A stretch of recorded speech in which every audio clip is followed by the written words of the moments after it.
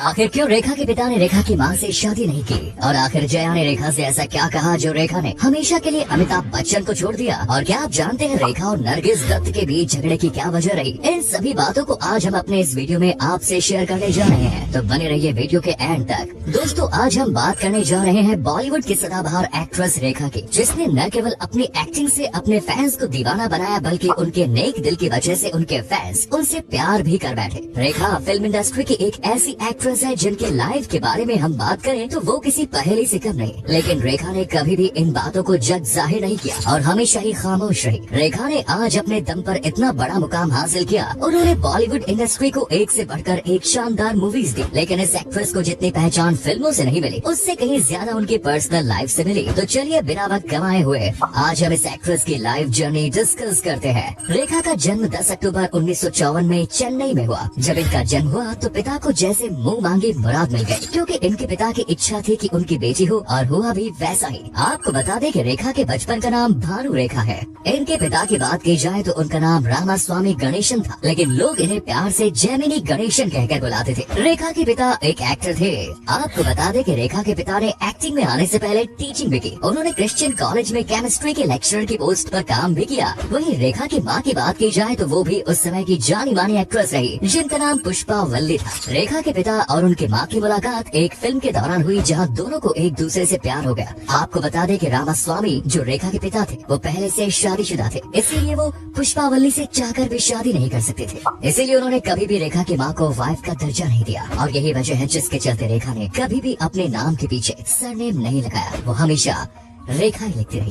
रेखा की स्कूलिंग की अगर बात की जाए तो उन्होंने अपनी starting education church park convent school से की, लेकिन शायद रेखा के नसीब में ज्यादा पढ़ाई लिखाई नहीं थी, इसीलिए घर की आर्थिक तंगी के चलते रेखा ने अपनी पढ़ाई बीच में ही छोड़ी। अब रेखा के पास केवल एक ही रास्ता था जिससे वो अपनी फैमिली को फाइनेंशियल सपोर्ट कर सके, और उन्होंने मन बना लिया कि वो तेलुगु फिल्मों में काम करेंगे, जिससे उनकी जिंदगी का गुजारा हो सके।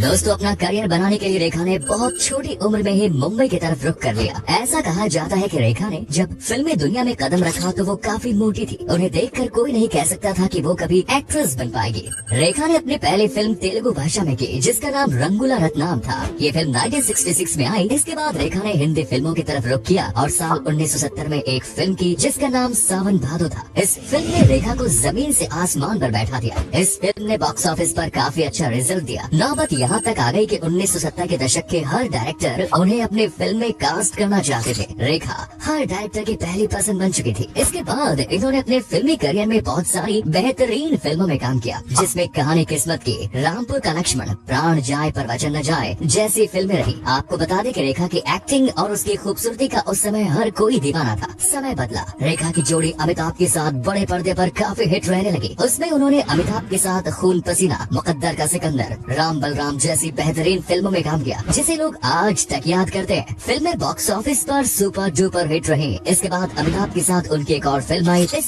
फिल्म का नाम था दो अनजाने, जिसमें रेखा ने अमिताभ के वाइफ का किरदार निभाया। इसके बाद रेखा ने बहुत सारी शानदार फिल्में दी। उनकी इस लिस्ट में मिस्टर नटवरलाल, सुहाग, सिलसिला, उमराव जान, अगर तुम ना होते, खून भरी मांग, इजाजत, बीड़ी हो तो ऐसी, फूल बने अंगारे, खिलाड़ियों के खिलाड़ी, कोई मिल गया, क्रिश जैसी बेहतरीन फिल्में शामिल हैं। चलिए अब रेखा जी का राजनीतिक करियर के बारे में भी जान लेते हैं। बॉलीवुड की बेहद ही खूबसूरत एक्ट्रेस रेखा, जो किसी पहचान और परिचय की मोहताज नहीं है, इन्होंने साल 2012 में राज्यसभा के सदस्य के रूप में राजनीति में कदम रखा। ये 26 अप्रैल 2018 तक राज्यसभा के सदस्य के रूप में वहाँ अपॉइंट हुई। लेकिन आपको बता दें कि उनके राजनीतिक करियर में इन्हें कोई खास सफलता हासिल नहीं हुई। आप रेखा के अवार्ड्स और अचीवमेंट पर भी नजर डाल लेते हैं। रेखा को अपने फिल्मी करियर में हिट फिल्में देने के लिए बहुत सारे अवार्ड से नवाजा गया। जैसे फिल्म खूबसूरत के लिए रेखा को साल 1980 में बेस्ट सपोर्टिंग एक्ट्रेस का अवार्ड दिया गया, और इसी फिल्म के लिए रेखा ने फिल्म फेयर अवार्ड भी अपने नाम किया। रेखा को फिल्म उमराव जान के लिए साल 1981 में बेस्ट एक्ट्रेस का नेशनल फिल्म अवार्ड दिया गया। 1989 को आई फिल्म खून भरी मांग के लिए भी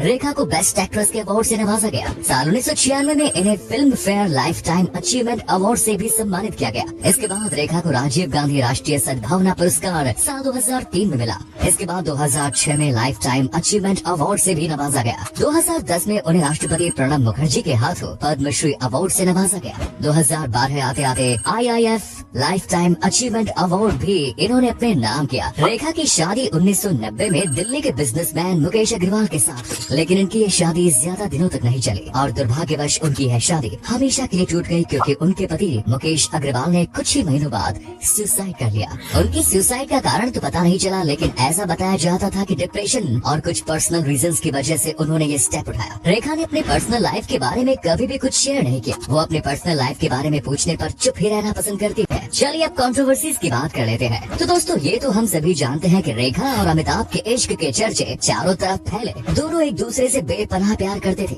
आपको बता दें कि वैसे तो सभी को पता था कि अमिताभ रेखा एक दूसरे पर जान देते हैं, लेकिन इस बात को अमिताभ ने प्रूव किया गंगा की सौगंध फिल्म के सेट पर। जब एक इंसान ने रेखा को परेशान किया तो अमिताभ ने गुस्से में आकर उनकी पिटाई कर दी। रेखा बहुत अच्छे से जानते थे कि अमिताभ शादीशुदा है, लेकिन फिर भी वो उन्हें छोड़ नहीं पा रही थी। रेखा ने कभी भी अपने रिश्ते को नहीं छुपाया। उन्होंने हमेशा अपने रिश्तों को सबके सामने रखा, लेकिन अमिताभ नहीं चाहते थे कि इस तरह पब्लिकली उनके प्यार के बारे में सबको पता चले। रेखा इस बात का दबाव डाल रही थी कि अमिताभ और उनके रिश्ते के बारे में बात करें, लेकिन अमिताभ इस बात को इग्नोर कर रहे थे। हद तो तब हो गई जब एक पार्टी में रेखा मंगलसूत्र और सिंदूर लगाकर पहुंच गई। उन्हें देखकर वहां मौजूद लोगों को ऐसा लगा कि शायद रेखा और अमिताभ ने शादी कर ली। जब ये बात जया जी के कानों में पड़ी तो उन्होंने रेखा को अपने घर डिनर पर बुलाया और उनसे केवल दो ही शब्द कहे कि वो कभी भी अमिताभ को नहीं छोड़ेगी। उस वक्त रेखा ने सोच लिया कि वो अमिताभ के जीवन से हमेशा के लिए चली जाएंगी। ऐसा ही किस्सा नरगिस दत्त और रेखा का है। दरअसल दोस्तों रेखा को उस समय फिल्म इंडस्ट्री में ऐसा माना जाने लगा कि वो शादीशुदा एक्ट्रेस के साथ संबंध रखती है और सुनील दत्त के साथ भी उनका नाम जोड़ा जाने लगा। जब नरगिस दत्त के कानों में इस बात की भनक पड़ी तो रेखा उनके गुस्से का शिकार हुई। दरअसल हुआ यूं, जब रेखा और सुनील दत्त फिल्मों में एक साथ काम कर रहे थे तो उनकी नजदीकियां बहुत बढ़ने लगी। ये बात नरगिस को बिल्कुल भी पसंद नहीं आई, तो गुस्से में आकर एक दिन उन्होंने रेखा के बारे में कहा कि वो एक ऐसी एक्ट्रेस है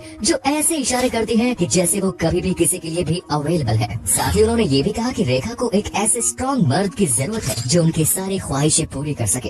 ये बात सुनकर रेखा को बहुत बुरा लगा, लेकिन उन्होंने इसके बदले नरगिस को कोई जवाब नहीं दिया और चुप रही। दोस्तों अब हम आपको एक ऐसे शख्स की बात बताने जा रहे हैं जो रेखा की लाइफ में अभी तक मौजूद है। वैसे तो रेखा की लाइफ में बहुत सारे लोग आए और गए, लेकिन ये एक ऐसी शख्स है जो आज तक रेखा के साथ साई की तरह बनी हुई है। ये कोई और नहीं बल्कि उनकी सेक्रेटरी फरजाना है, जो कभी उनकी मेकअप आर्टिस्ट हुआ करती थी। लोगों ने रेखा के साथ इनके एक्सटर्नल अफेयर होने का भी दावा किया, लेकिन इस बात में सच्चाई कितनी है ये तो हम नहीं कह सकते। इस बात में कोई दो राय नहीं कि फरजाना आज भी रेखा के साए की तरह मौजूद रहती है। दोस्तों रेखा को बॉलीवुड में काम करते हुए 50 साल से ज्यादा हो चुके हैं। उन्होंने अपने फिल्मी करियर में 190 से भी ज्यादा फिल्मों में काम किया। अगर हम रिपोर्ट्स पर नजर डालें तो उनकी ज्यादातर फिल्में सुपर हिट ही रही। अब हम उनकी नेटवर्थ की बात करने जा रहे हैं तो उनकी टोटल नेटवर्थ करीब $40 मिलियन है। रेखा को गाड़ियों का बहुत शौक है। उनके पास गाड़ियों की लिस्ट में Audi A3, Honda city, BMW और कई सारी SUVs हैं। तो दोस्तों ये थी हमारी बेहतरीन और दिलनशीन